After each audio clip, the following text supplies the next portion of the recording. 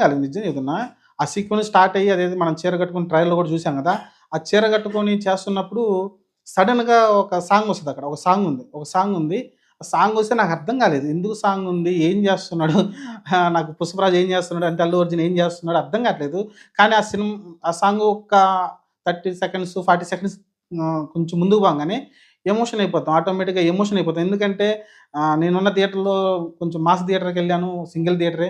Single screen అది. అరుస్తా ఉన్నారు. కానీ మీరు ఆ అరిచే గోలలో నేను 'అల్లు అర్జున్' ఎక్స్‌ప్రెషన్ చూసాను అసలకి.